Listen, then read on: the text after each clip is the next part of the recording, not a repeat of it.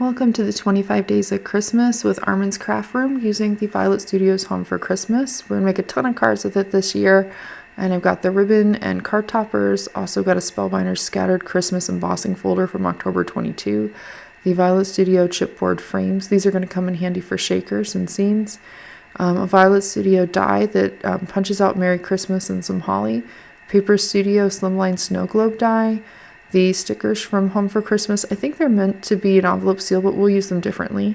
Some gems and the mini tags and the lawn fawn die that's a snowfall backdrop and landscape. I'm going to add to it from my collection Cosmic Shimmer Metallic Gilding Polish and Pearle Lustre. Let's prep some components. So first of all, I'm going to take this Pearle Lustre, always seal it with press and seal or saran wrap to help keep it from drying out.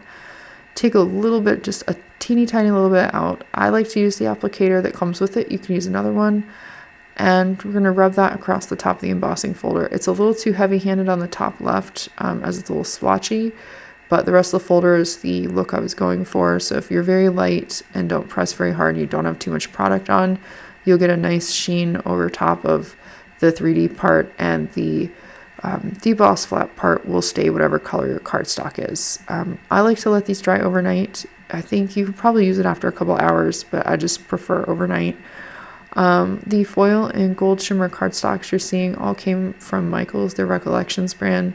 I'm checking out what I like for the snow versus the stars, and I actually end up really liking the gold foil for star background and the gold shimmer for the snow background. You could also put a white glitter paper back there. It's just a little bit harder to adhere because of the glitter, which is why I chose the gold shimmer.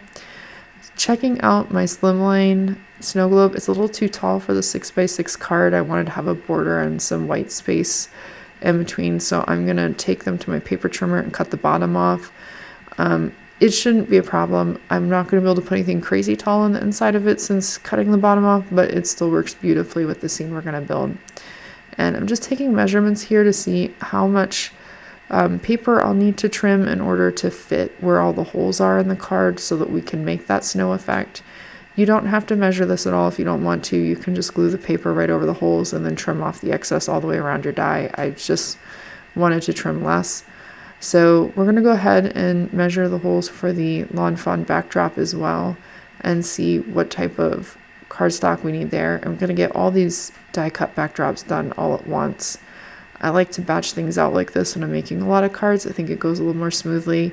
You're keeping your brain focused on the same task at hand, and when you go to assemble the cards, it feels a lot faster because these more tedious parts are already done.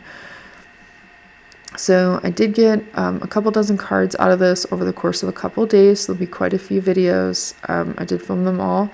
The next one will have the first two cards. And once you have all the backdrops cut, just make sure to clear out all the openings in the dies, because if you've got one that's closed or partially closed, it'll look weird.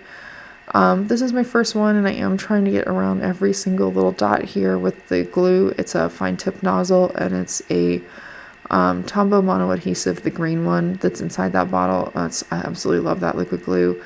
But as you can see, it took me too long, so the bottom left corner's already started to dry, which is why it's fading away before your eyes. This video is pretty sped up, so it took a while because I was trying to be precise. And just going to go ahead and wipe the glue off that comes through the openings in the front, and then trim off the excess on the back because I didn't quite cut it properly with the trimmer. This time I was smartened up, and I added some dry adhesive where I could, and then liquid adhesive a little bit less, and so I could do it a little bit more quickly. But you know what, honestly, it still worked out fine. Everything stuck together, nothing's come apart.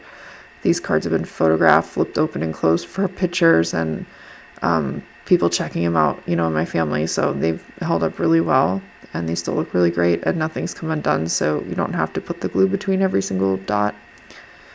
And just continue the process until they're all complete.